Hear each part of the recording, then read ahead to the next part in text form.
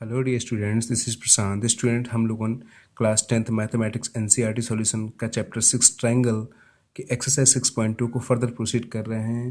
Previous lecture में हम लोगों ने 6.1 बेसिक इंट्रोडक्शन और बीपीटी थ्योरम को सॉल्व किया हुआ है। जिन स्टूडेंट ने प्रीवियस क्लासेस के वीडियो नहीं देखे हुए हैं वो डिस्क्रिप्शन में जाकर उसको पा सकते हैं या प्ले लिस्ट में ले सकते हैं। आइए स्टूडेंट देखते हैं एक्सरसाइज 6.2 चैप्टर 6 ट्रायंगल। अब देखिए स्टूडेंट क्या दे रहा है इसमें कंडीशन। हम लोगों ने पिछले क्लास में बीपीटी को पढ़ा हुआ है।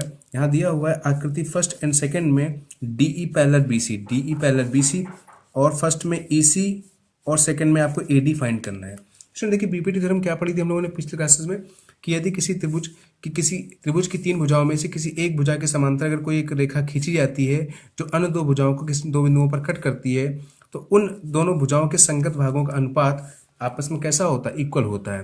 देखते हैं स्टूडेंट, जैसे इन्होंने क्या रखा है कि डीई पैरेलल बीसी यानी कि यहाँ पे बीपीटी अप्लाई करेगी, थेल्स प्रमेय यहाँ पर प्रयोग की जा सकती है।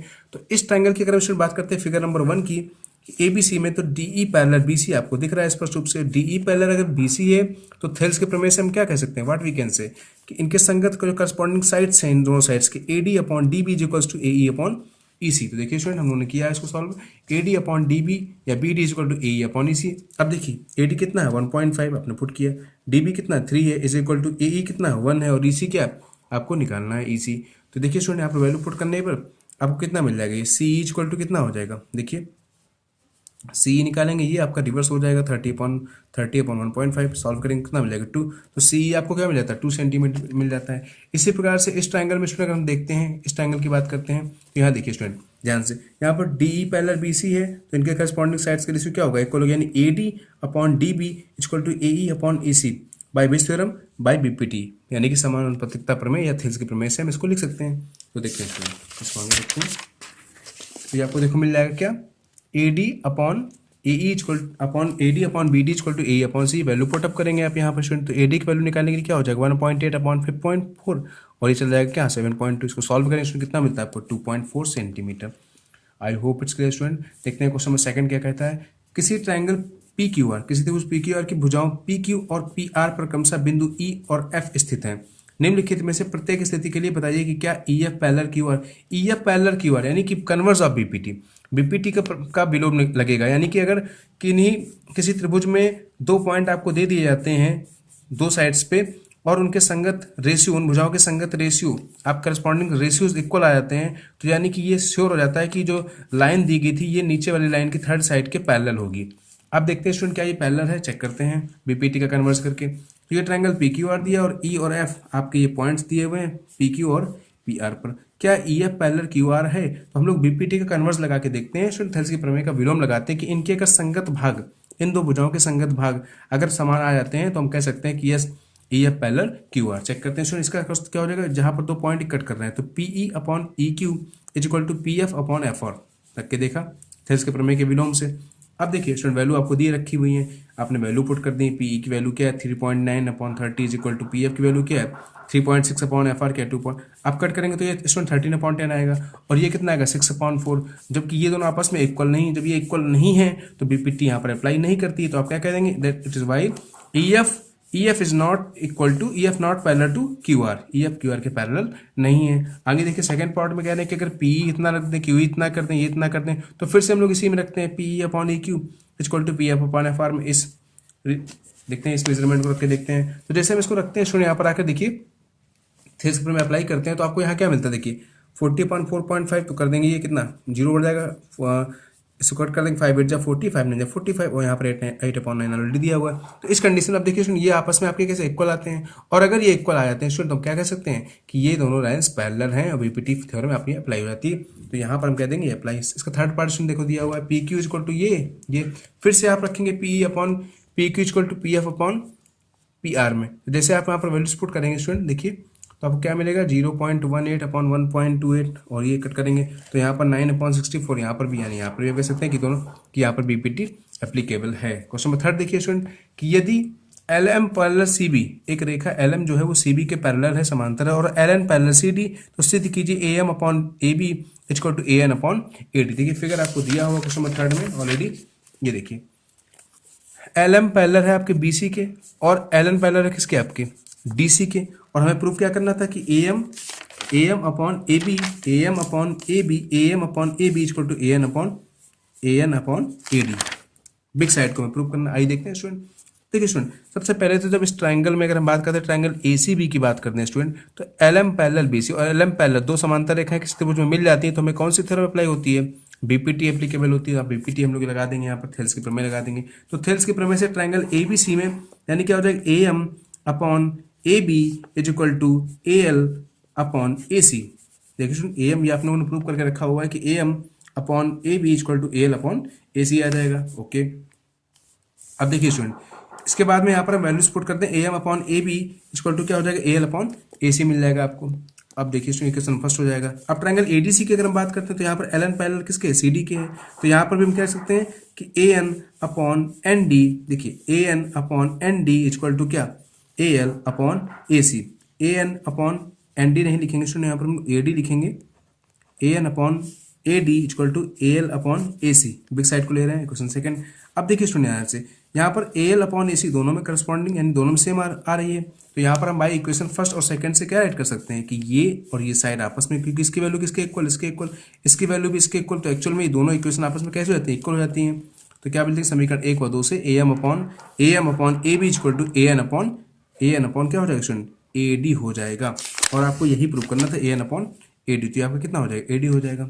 आई hope it's clear student. Question number 4 देखते हैं। क्वेश्चन 4 कह रहा है डीई पैरेलल एसी, आपको फिगर दिया हुआ है डीई पैरेलल एसी और डी एफ पैरेलल ए सिद्ध करना है B F upon F E equal to B E upon E C. Check करते हैं, देखिए स्टूडेंट, ये दिया हुआ है कि डी एफ जो आपकी साइड डी एफ इस ट्रायंगल में डी एफ वो पैरेलल है ए ई के, और जो आपकी डी ई आपको दिख रही है वो पैरेलल है एक्चुअल में किसके, ए सी के। तो देखिए हम लोग एक कंडीशन लेके चलते हैं, ट्रायंगल ए बी सी में अगर डी ई पैरेलल ए सी है, पहली कंडीशन लेते हैं कि अगर डीई साइड दिख रही है आपको वो ए सी के पैरेलल है, तो इनके करस्पॉन्डिंग साइड्स का रेशियो इक्वल हो जाएगा। तो यानी क्या, B D upon D A is equal to DE parallel है तो BE upon E C, equation number first.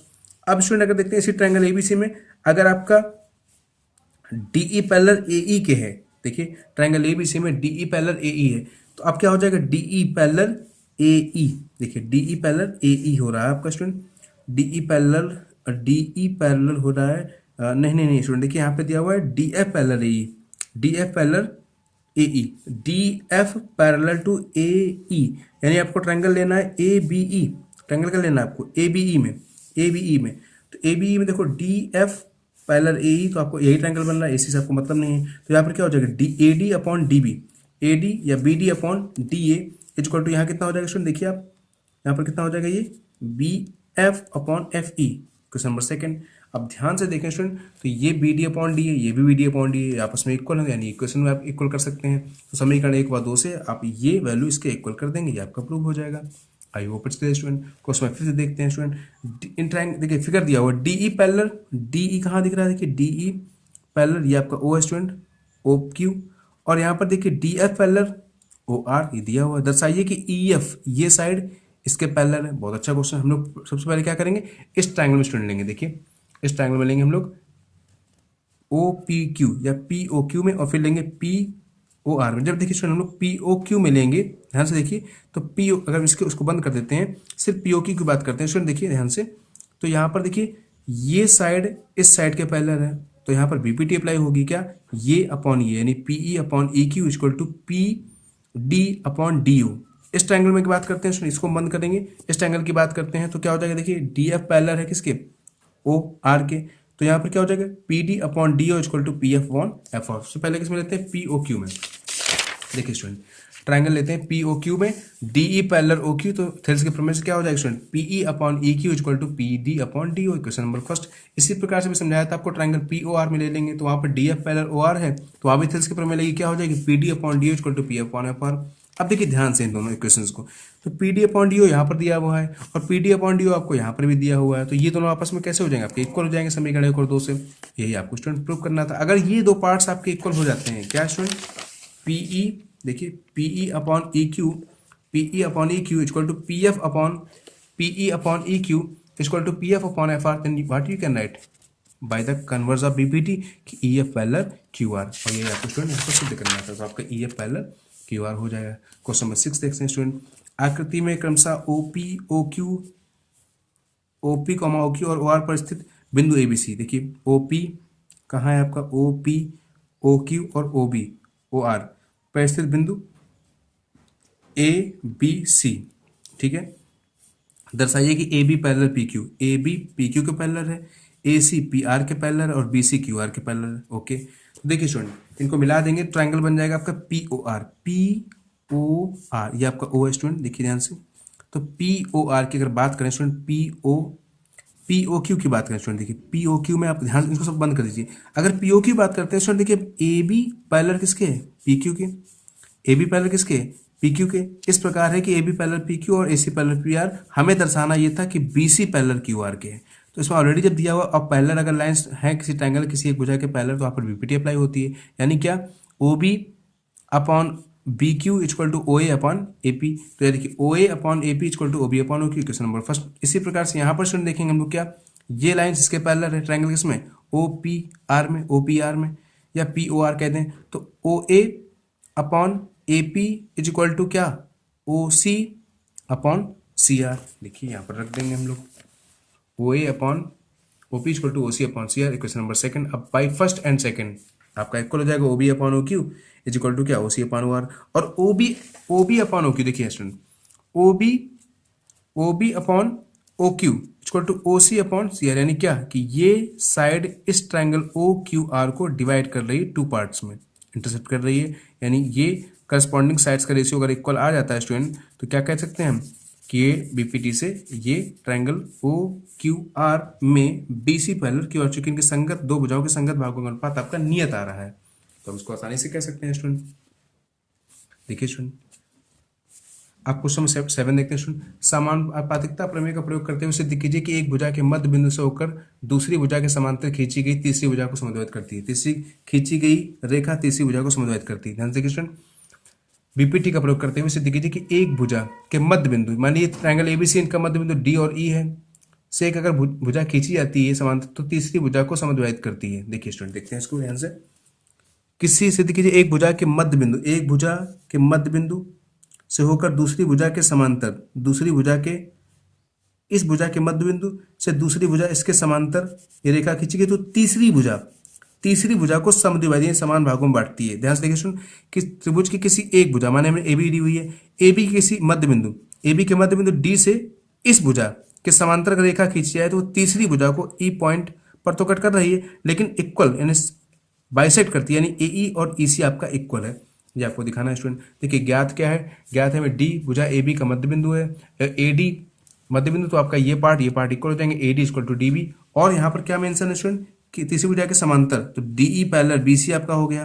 Proof क्या करना है स्टूडेंट कि ये दोनों पार्ट्स इक्वल हो जाते, तो ए ई इक्वल टू ई सी आपको प्रूफ करना है।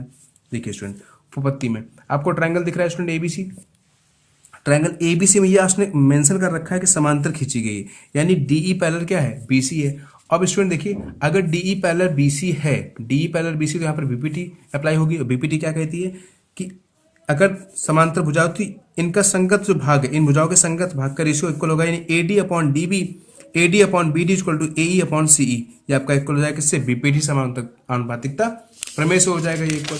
अब देखते हैं स्टूडेंट यहाँ पर ध्यान से, ये AD equal to B D already आपको गिवन है, तो आप पुट करेंगे वैल्यू, यहाँ पर B D upon B D हो जाएगा, ये कट जाएगा, तो ए ई अपॉन ई सी आपको क्या मिलेगा, 1/1, यानी ए ई इक्वल टू ई सी, यही हमें सिद्ध करना। तो ए ई अगर ई सी है तो यानी पार्ट्स इक्वल है, और अगर ये इक्वल पार्ट्स, तो ई जो पॉइंट इंटरसेक्ट कर रहा था इस साइड को, वो ए सी का कैसा है, मध्य बिंदु है। I hope